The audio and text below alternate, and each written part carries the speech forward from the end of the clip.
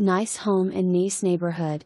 Closed-in carport for extra bedroom/multi-purpose room 2013. New 3-ton air conditioning unit with full inspection of duct work with upgrade to duct work 2014 with a transferable maintenance agreement with tune-ups done semi-annually. 6-foot privacy fence for backyard in 2017. Doubled the size of the concrete back patio square footage and added awning to cover back patio in 2019. Full home electrical inspection by Mr. Electric in 2019. Created walkway to front door 2019. Replaced microwave/hood combo in 2020. New asphalt shingled roof with a full roof inspection, completed February 21, 2021.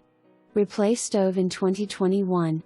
Inside of house painted, walls, baseboards, doors, and ceilings, 2021.